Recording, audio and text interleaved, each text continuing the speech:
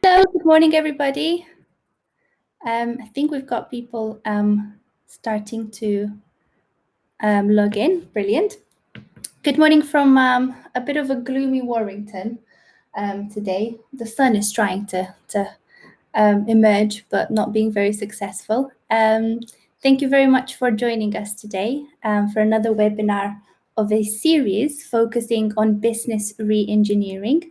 For those of you who are already live, we've got a chat function on the right-hand side of the screen. It'd be great if you could wave or say hello, just so that we know you're there.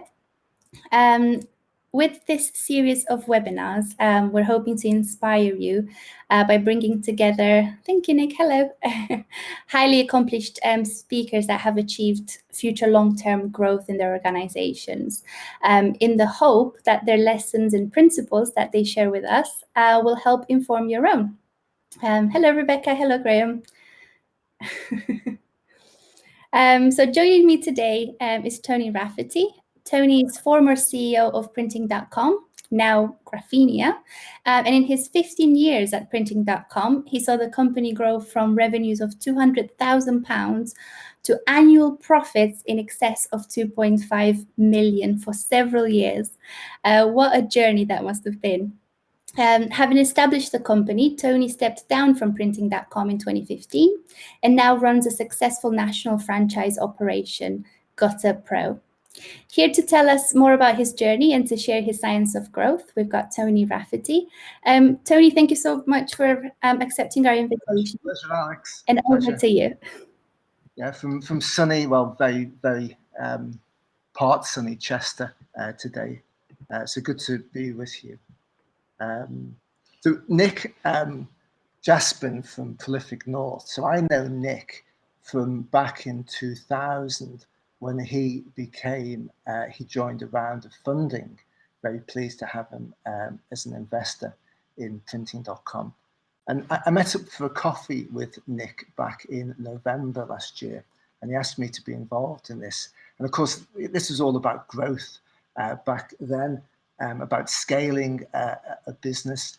And COVID-19 was not a word in anybody's language back then. And of course, the world has changed a lot since then, but things will come back. We were just talking before, probably differently.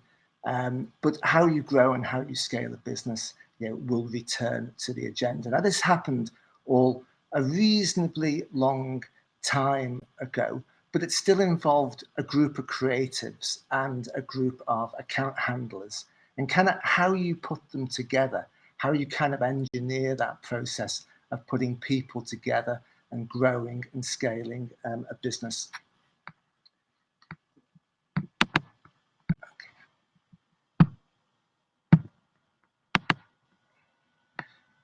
So this curve fascinates me, and Printing.com became a franchise network. So we knew many different small agencies through that, and the same applied to many of them. Speaking with the owners, why do businesses grow quickly at the beginning, and then over time the sales growth tends to flatten? And this is something that's fascinated me, and it has quite a lot to do with free falling and parachutes for some really crazy reason. Not that I've ever done a parachute jump myself. Oops, I'm just over. But my understanding is that people hit a terminal velocity of about 100 miles an hour after a minute or so of free fall. And that happens because there's gravity pulling them down, there's a force pulling them down, but there's also the resistance, the air resistance, if you like, pushing them back up. And this is all linked back into Newton's second law, and so they don't accelerate anymore. So what's that got to do with a business? Well, I think you've got similar type of cause and effect taking place in a business. You've got the drive of the entrepreneur. You're all entrepreneurs. I'm an entrepreneur that pushes that business forward. But as you get bigger, there's some form of inertia that actually pulls you back and actually almost interferes with the drive and force and growth aspirations of the entrepreneur. So back in, and actually the story goes back to 1992, when, like many entrepreneurs, I'd just been thrown out of university, somewhat sidetracked into clubbing and running nightclubs. And that changed into producing nightclub flyers, and each one being a small design and print. Well, print was outsourced back in the day, but each one was a unique design project, and started with very modest funding. I guess £3,000 in today's money is something like £6,000 or £7,000, and wasn't even enough to buy an Apple Mac back in the day. That was a 386 40 megahertz computer that I had, that everything was done using the god awful Corel Draw back then. Oops, slide. And starting from Longsight, I think it was called IMEX Business Park back then. I think it's Longsight Business Park back then, today. And that office that I've just put the marquee around in Longsight, Manchester, was where we operated from.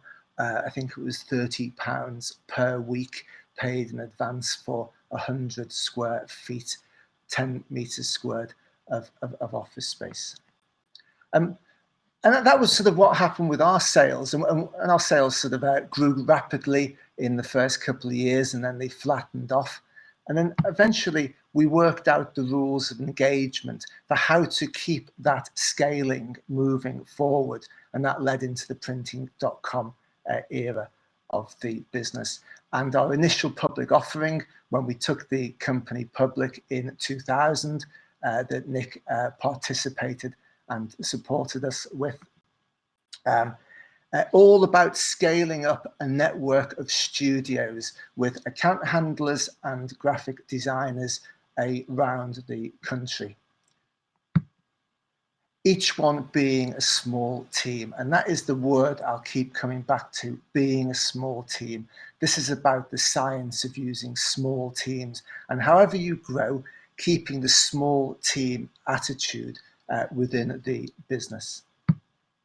I took this screen grab from the actual IPO document that we submitted to the city. We hope to open these studios in 45 of the cities and larger towns, and they're all company owned directly. Changing to the franchise approach in 2002, but that worked because we'd already worked out the science of operating with small teams. And this is one of probably my proudest achievements, I think, in the years that we operated, was that many, many employees went on to become business owners themselves, and several still operate in the northwest of England with agencies that are great businesses in their own right. In 2004, the business had grown to a size and scale that we switched from our IPO, which was on London's OFX market. Manchester City at the time were on London's OFX market, but we progressed through to the AIM division of the London Stock Exchange in 2004. I couldn't find an up-to-date annual report lying around the house. So this was from 2013, and I kind of improvised the last couple of years under my stewardship, and I think we returned 12 million to shareholders along the way. So the business certainly worked throughout all of those years. Developed, buying some Dutch businesses, developing different brands, different formulas, changing the name to Graphenia to reflect the multiplicity of different things that we did. Some things worked, some things didn't work as well or for as long as we hoped. We took the business into a number of different countries via direct operations or master license initiatives. And then perhaps beyond the scope of today's discussion, 2015, it was the right time. I completed the sale of the Dutch business for whatever reason, and it was the right time after, well, it wasn't after some 20 odd years to step down and to do something different. So anyway, today I really want to look at that journey from that small studio space in Longsight, Manchester, to the initial public offering in 2000, that period of 8 years where we took a business with £3,000 of investment into one that was ready for arm's length investors such as Nick to become involved with us. So there's 3 rules we discovered along the way, which I'll kind of share with you. So back to the early operation, nightclub flyers, graphic design, 1PC, and as well as independent nightclubs dealing with some of these national chains. So there was account management, account handling, and graphic design all interwoven. So first year, 200,000 of turnover, not too bad.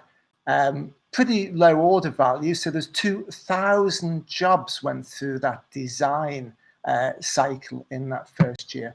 And what we started to realize was it was the same mistakes. And to start off with, being naive in people management, being naive in growing a business, it was other people's fault. It was the staff I was employing weren't good enough. And that was certainly not the case. But it took an element of time to realize the same mistakes happened because we hadn't sort of properly structured a number of different things. Now, this gets a little bit tedious. It seems a little bit obscure, but stick with me. It's absolutely the reason that we were able to scale the business. So from the client, the account handler, the design through to production, in your businesses, you've got your own systems and processes and different workflows, but it's about actually defining the rules of engagement at each stage of the operation. Now, ISO 9000, BS 5750, if you're slightly older, doesn't quite have the same profile and isn't as discussed as much, and it is dull as ditch water. If you're ever struggling to sleep at night, then get a copy of ISO 9000 and it will send you to sleep in a moment. But what it does, it provides a framework.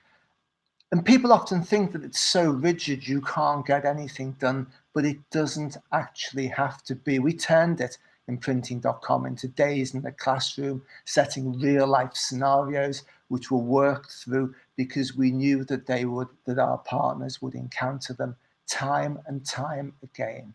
And it's about almost setting milestones, if you like, or key stages in that workflow and how you want each of your people to proceed. So rather than being a constraint, it actually enabled all the people in your team to actually contribute more. And these words like verification and validation, verification about making sure that the output of the design process is consistent with the input. And that sounds like it's stating the absolute obvious, but when you break it down into a lot of small salient steps, or validation, making sure the design process is consistent with the technical requirements at the next stage, and how you actually make that and give it personality in the individual business. And that was about generating and taking away some of the chaos. And chaos doesn't always result in a job going wrong, but it may just go round the design loop one more time. And that in itself is an inefficiency and something that holds you back. It's also about getting new people that join your business up to speed quicker. And rather than throwing them in at the deep end and hoping they learn by some form of osmosis, it's about providing a structured way for them to actually understand what all the experienced team are doing on a day in, day out basis. And it can be applied to any account driven business about the rules of engagement. So that enabled us to move forward to 600K in the second year. With a group of account handlers and a group of designers in the business by now scaling up. Developing, now back in the day, the availability of good management information systems, job tracking systems wasn't really what it is today. So we built our own systems which still underpin what Grafenia use today. It's still the same ideas behind it. And really, that's the first rule of engagement: is you need your tech and your software, of which there's so much off the shelf today. But it's working out the rules of engagement. And those two words before verification and validation, have a look at what they mean in ISO terms and think about how they could actually be applied in your business. And imagine you can find a few jobs which have gone wrong or not gone ideally well, and actually it's because of the verification and validation stages. So the headcount is growing, and the business was growing because we unpicked that first problem, up to 1.2 million in the third year with arm's length, the first round, the first sort of Series A, if you like, of equity investment. We were offered deals from a couple of venture capitalists, and we took a private deal in the end. And that enabled us to fund production coming in-house.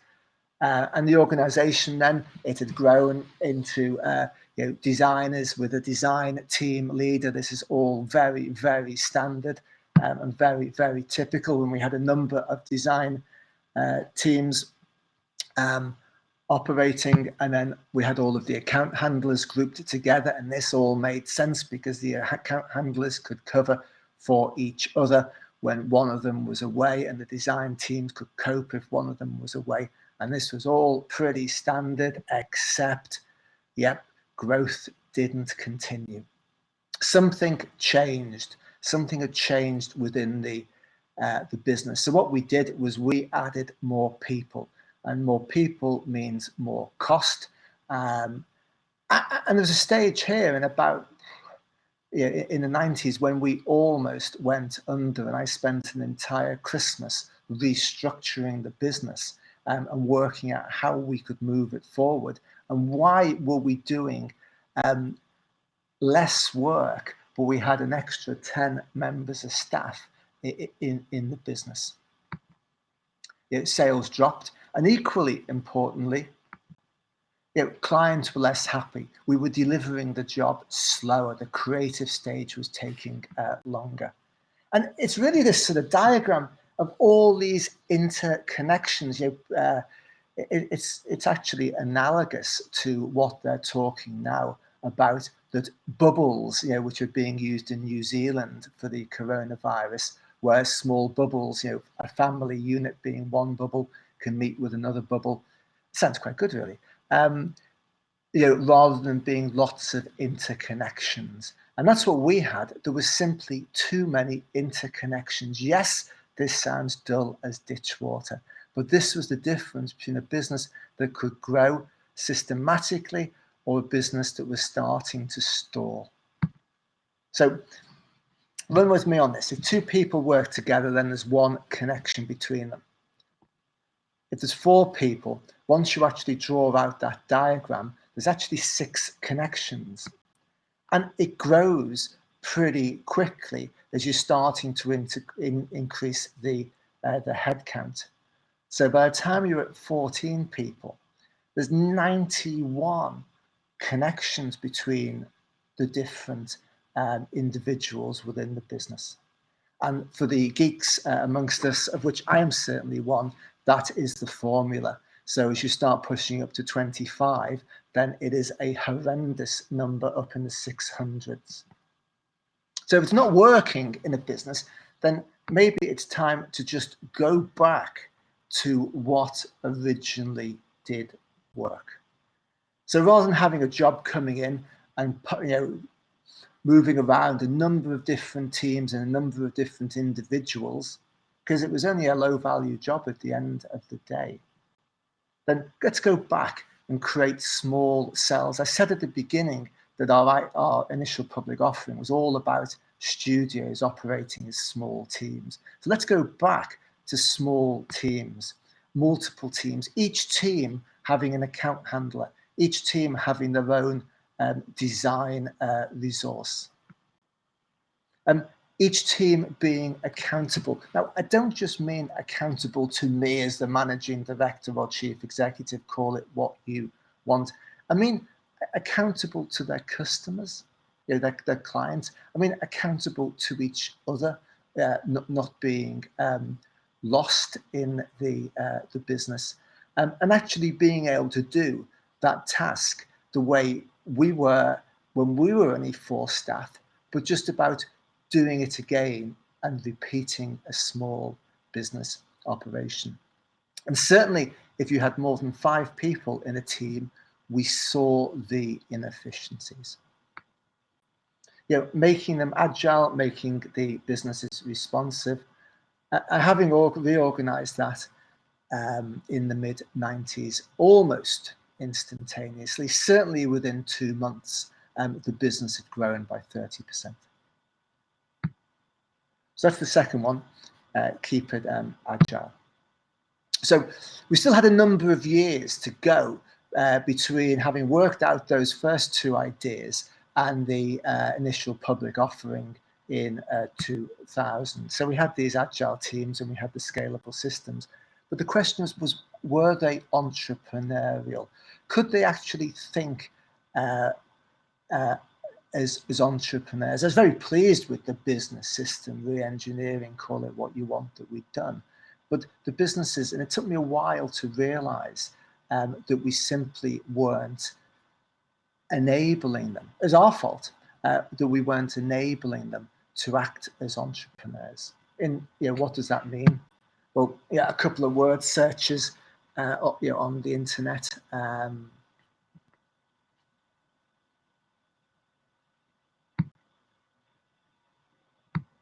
I found this one. I'm not sure about some of the words on that particular one.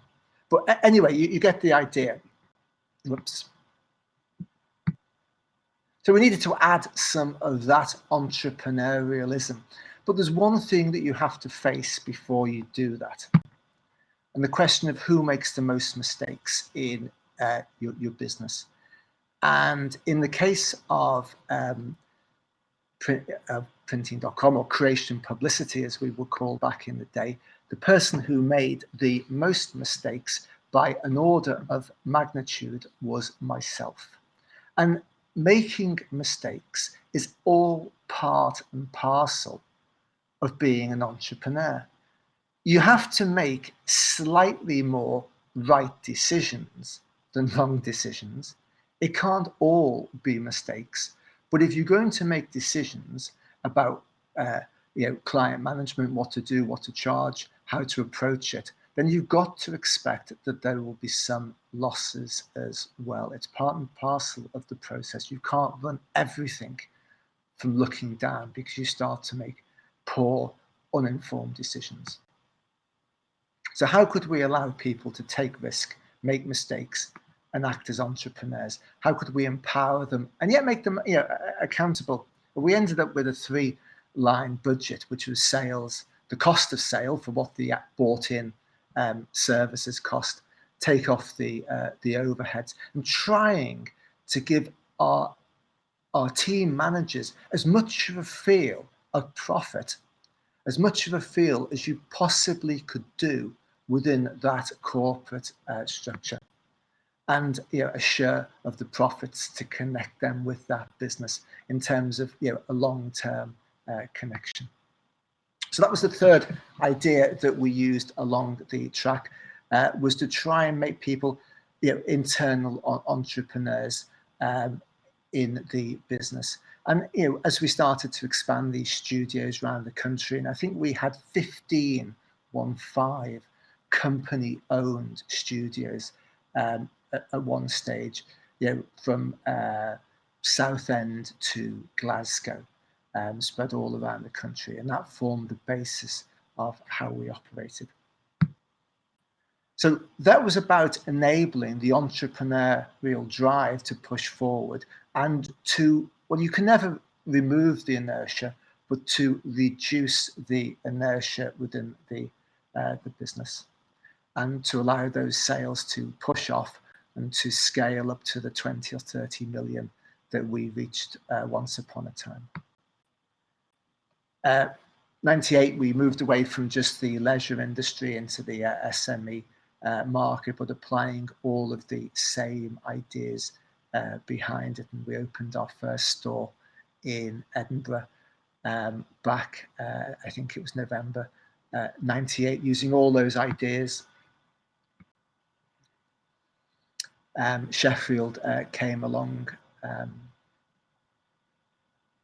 and then that led to the elevator pitch, that most overused Dragon's Den type of word, and that was ours. That's what we used to launch the business. We generated higher sales than the supposed market lead at the time on a per unit basis, and we had lower costs because we centralized production. And it was just those two slides that we used, and we could translate into an investment pitch. But again, that's another story. And so that was the journey, really, from that small office in Longsight in Manchester through to an IPO in 2000. Fascinating journey, lots of mistakes on my part. Eventually, I hope we worked out a few aspects of how to grow and scale that business. Okay. Story. I've been taking furious notes here. I really enjoyed that slide on the three key things that you mentioned. So scalable systems, keeping things agile, and instilling this entrepreneurship in your staff. For the people that we've got live, this is a good time to ask Tony questions. So if you want to make use of the chat function to ask your questions, we will take a couple of questions. Yes, whilst people are thinking about any questions that they might ask, maybe we could go over sort of your highlights, at one of the highlights that come to mind on your time at printing.com, Tony. What is the thing that sort of stayed with you the most in terms of your achievements there? Oh, I think people often say to me, well, it was taking a business public. That must be a highlight, and it's short. It's almost, to some stages, it's intoxicating. You can end up forgetting that there's actually a business there to run, and your whole agenda switches into these meetings in London, by and large, 8 pitches in a day, half an hour pitch, half an hour to get to the next one, and you forget what you've said by the 4th one. It becomes very robotic and automated. But actually, my highlight along the journey, the thing that gave me the most pleasure in the business, was helping other people to start their own business. I remember one, I think it was one of the East Midlands stores, and the manager who had been running that successfully, so we're probably around about 2004 or 5 at this stage, and been running one of our company-owned printing.com stores. And we were wanting to change into a franchise structure because culturally that was where we felt. And I was trying to encourage her to go off and to do this, and we'd provide the funding for her to take ownership of that business. And she said, well, I don't know anything about VAT and doing a VAT return. I don't know anything about tax. I don't know anything about. But this person was running a unit that was turning over probably 400,000 people, with a well-motivated team of 4 other staff. Great sales, great quality. The clients liked what they were delivering. The creative function was excellent. And actually, that's all that mattered really in the business, was those things. Is could you engage with the customers and deliver a great product for them? All the other things of the VAT or how you do your accounts at the end of the year, yabba, yabba, yabba, are all subordinate, and you can get the support to help you along through that process. It doesn't really matter. The most important thing is the delivery of the service, the delivery of the product, and the engaging with the customers on one hand and the Brilliant, thank you. It seems like we don't have many questions from the audience currently. If anyone wants to get in touch with you, what is the best way to get in touch with you, Tony? Is it via LinkedIn? Brilliant, amazing. Well, if there aren't any questions at all, I think I've left it enough time for people to think about them. Thank you so much for your time today. I really appreciate it, Tony. For those of you watching, there will be a replay of this session later on that you will get via email. Yeah, I hope you have a very productive week ahead, and we'll catch you on our next webinars. Have a great one. Thank you. Bye. Thanks, Alex. Bye, everyone.